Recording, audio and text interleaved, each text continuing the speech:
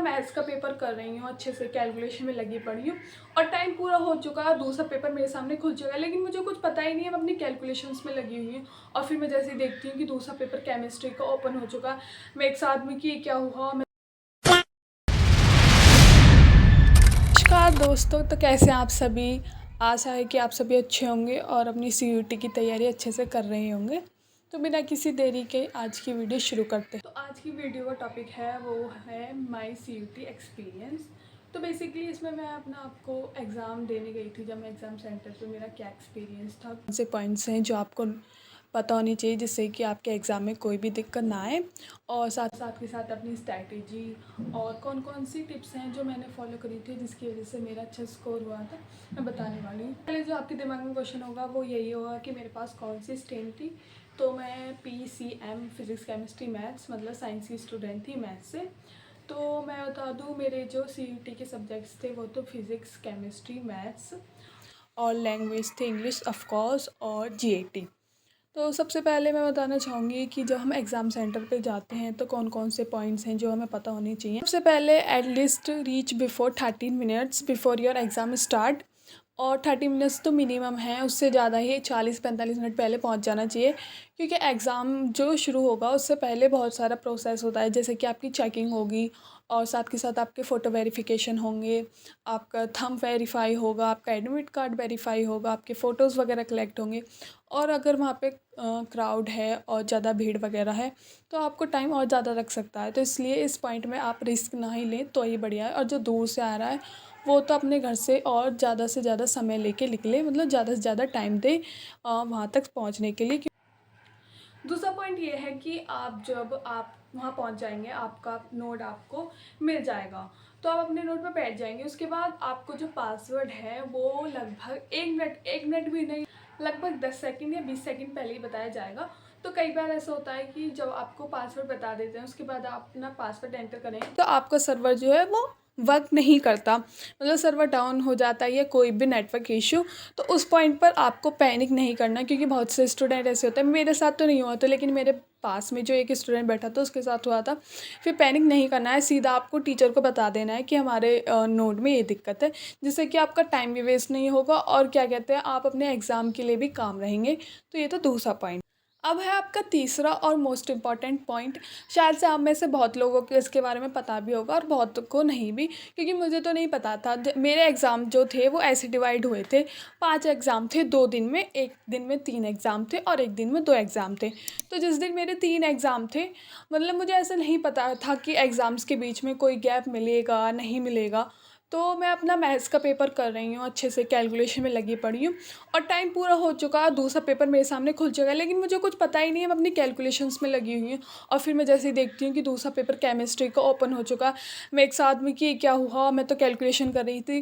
तो मैं आपको बता दूं, आपको बीच में 1 सेकंड का भी कोई गैप नहीं मिलेगा।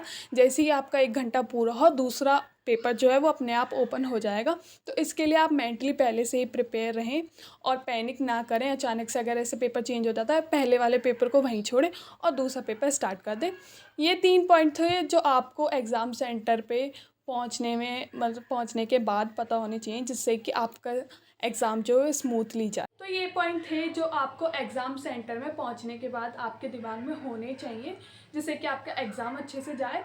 और अब जो आपके दिमाग में चला होगा कि मेरा रिज़ल्ट क्या था और मेरे कौन सा कॉलेज मिला है जो भी, तो मैं बता दूँ, मैं अपना रिज़ल्ट का स्क्रीनशॉट जो वीडियो के एंड में लगाने वाली हूँ, तो वीडियो एंड तक देखना। फिर भी आपको फ़िलहाल मैं बता दूँ तो मेरा रिज़ल्ट अच्छा था, मुझे DU का बढ़िया कॉलेज मिल रहा था। और मैं वो क्यों नहीं लिया और मैं क्यों नहीं गई, तो मैं अगर अब बताने बैठूँगी तो वीडियो बहुत ज़्यादा लंबी होने वाली है। अब शॉर्ट में बता दूँ तो इश्यूज़ थे, जैसे कि फाइनेंशियल इशू और नीट। आपको नीट कितनी है, मैंने CUT दिया था और मेरा एक टाइम पे प्लान था, लेकिन बाद में सबके प्लान्स चेंज हो जाते हैं कि इसको क्या करना है, तो उसके अकॉर्डिंग फिर मैं नहीं गई हूँ। अब मैं उस पर अभी फ़िलहाल बात नहीं करते हैं। हाँ, पर रिज़ल्ट अच्छा था और मैं लास्ट में लगा दूँगी, तो आप देखना, ठीक है। तो अब आते हैं कौन कौन क्या स्ट्रैटेजी और जो टिप्स हैं जो आपके काम आने वाली हैं, जिससे कि आप भी अच्छा स्कोर कर सकें। तो सबसे पहले तो मैं अपना मेरे पास साइंस था तो मैं उसका ही बताऊंगी। अगर आप 1 महीने पहले भी प्रिपरेशन कर रहे हैं तो आपके एग्ज़ाम बहुत अच्छे जाने वाले हैं। अगर अब आपने 1 महीने भी अच्छे से प्रिपरेशन कर ली या आपने 12th की जो अपने बोर्ड्स की तैयारी है वो अच्छे से करिए। पहला मेन पॉइंट जो है वो है एनसीईआरटी भाई, read NCERT line by line. तो मैं बताऊँ, मैंने ना तो कोई भी एक्स्ट्रा मटेरियल लिया था, कोई भी एक्स्ट्रा बुक, कोई भी एक्स्ट्रा बैच, मैंने कुछ नहीं लिया है। मैंने क्या है, अपनी बोर्ड की तैयारी मैंने बहुत अच्छी करी थी। वो अलग बात है कि रिज़ल्ट ने साथ नहीं दिया, छोड़िए। तो मैंने अपनी तैयारी बहुत अच्छी करी थी, एनसीईआरटी पढ़ी थी, शॉर्ट्स नोट्स बनाए थे, बहुत बढ़िया। तो केमिस्ट्री में आपको क्या करना है, एनसीईआरटी पढ़नी है लाइन बाय लाइन, और उसमें चैप्टर्स में से आपको एमसीक्यू बनाने हैं या शॉर्ट नोट्स बना लीजिए, और ये आपके लिए सफिशेंट है। और साथ के साथ नेम रिएक्शन, ये दोनों चीज़ें आपने अच्छे से कर ली तो आपके अच्छे नंबर आएंगे। मैंने तो ये किया है, एनसीईआरटी के शॉर्ट नोट्स बनाए थे, एमसीक्यू टाइप क्वेश्चंस बनाए थे, और साथ के साथ जो नेम रिएक्शन वगैरह थी वो बढ़िया से की थी, और वीडियोस लेक्चर लिए थे। इतना आपने केमिस्ट्री के लिए कर लिया, बहुत सफिशेंट है। बस ये है कि आपके एमसीक्यू वगैरह जो भी आपने बनाए हैं वो लास्ट टाइम पे ज़रूर रिवाइज़ करके जाइए, तो ये आपके लिए बहुत ही इनफ होगा। Same applied for physics. Physics में क्या है, आपको एनसीईआरटी पढ़नी है और एनसीईआरटी में से एमसीक्यू करने हैं, बनाने हैं, वही सेम। लेकिन उसमें जो मेन जो क्वेश्चंस आते हैं वो आते हैं डेफिनेशन से।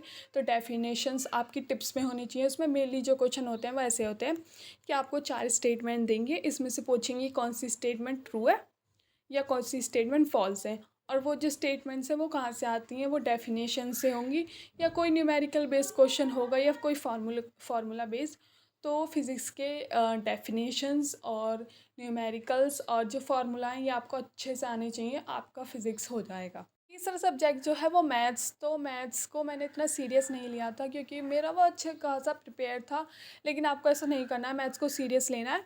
आएगा सारे एनसीईआरटी से, लगता है कि एनसीईआरटी तो हमको आती है, लेकिन उसमें जो क्वेश्चंस हैं वो टाइम टेकिंग होंगे, मतलब आपको टाइम, ऑब्वियसली मैथ्स है तो टाइम तो लगेगा ही। तो आपको क्या करना है, एनसीईआरटी आपकी अच्छे से घोट के पी लेनी है, आपको एनसीईआरटी ही आनी है, और साथ के साथ जो क्वेश्चंस आप सॉल्व करें उनकी शॉर्ट ट्रिक्स। तो भाई मैंने तो यही किया था, वीडियो लेक्चर्स लगाए थे, उनमें शॉर्ट ट्रिक्स वो बताते हैं, वो शॉर्ट ट्रिक्स आपको याद रखनी है, या किसी पेज पे शॉर्ट नोट टाइप वो बना लेना है कि एंड मौके पे आप रिवीजन कर लो और आपको पता रहे कि इसमें ये शॉर्ट ट्रिक लग रही है। शॉर्ट ट्रिक्स भी बहुत ज़्यादा इंपॉर्टेंट है, और एनसीईआरटी और इंटीग्रेशन वगैरह बढ़िया से करके जाना है, क्योंकि इंटीग्रेशन जो है मेरा वीक पॉइंट था, इसलिए मैं थोड़ा बहुत वहाँ भी रहेगी। तो ये था मैथ्स के बारे में, ठीक है। केमिस्ट्री, फिज़िक्स और मैथ्स, ये तो 3 थे डोमेन सब्जेक्ट जो कि आपके पहले से प्रिपेयर होंगे, और जो आपको प्रिपेयर करने में इतनी डिफ़िकल्टी नहीं आ रही होगी। तो अब आता है जीएटी जनरल एप्टीट्यूड टेस्ट। तो जीएटी में 3 पार्ट है हमारे पास, रीजनिंग, क्वांट और करंट अफेयर्स। करंट अफेयर्स को अभी साइड में रखते हैं, सबसे पहले बात करते हैं हम क्वांट और रीजनिंग की। तो रीजनिंग भी बेसिकली जो बेस्ड है वो है प्रैक्टिस पर। रीजनिंग पर आप जितने चाहें क्वेश्चन प्रैक्टिस करें, जितने हो सके क्वेश्चन प्रैक्टिस करने हैं आपको, क्योंकि रीजनिंग में बस ये है कि आपको हर क्वेश्चन का पता होना चाहिए वो कैसे सॉल्व होगा। तो ऐसे करा था कि एक नोटबुक बना ली थी, उसमें मैंने सारी जितनी भी नई ट्रिक्स मैं सीखती थी वो लिख देती थी। इस ऐसा क्वेश्चन है उसमें ये ट्रिक्स ही हुई, ऐसा क्वेश्चन है उसमें ये ट्रिक्स हुई। तो रीजनिंग तो आप जितनी ज़्यादा प्रैक्टिस करेंगे, वीडियो लेक्चर्स देखिए, आपके पास बुक है, बुक्स में से जितने क्वेश्चन हो सके उतनी प्रैक्टिस कीजिए, रीजनिंग हो जाए। फिर बात करते हैं क्वांट। क्वांट भी मैथ्स है, और मैथ्स है लेकिन बेसिक मैथ्स है, उसमें आपको फॉर्मूले और क्या कहते हैं शॉर्ट ट्रिक्स पता होनी चाहिए। फार्मूले भी ऐसे, मैंने उसमें जो अपनी नोटबुक्स थी नोट्स वाली, उसमें बहुत से फार्मूले थे जो मैंने पहली बार देखे थे। मतलब जो क्वांट की आप तैयारी करेंगे तो आपको पता लगेगी कि बहुत से फार्मूले हैं जो कि नए हैं, और जो आपके क्वेश्चन सॉल्व करने में मतलब आपकी हेल्प कर रहे हैं, जैसे क्लॉक वाले क्वेश्चंस हैं, और भी बहुत सारे क्वेश्चंस हैं। तो वो सारे फार्मूले आपको पता होनी चाहिए और आपके पास होने चाहिए कि लास्ट टाइम पर आप उन्हें रिवाइज़ कर सकें और जो आपका हो जाए।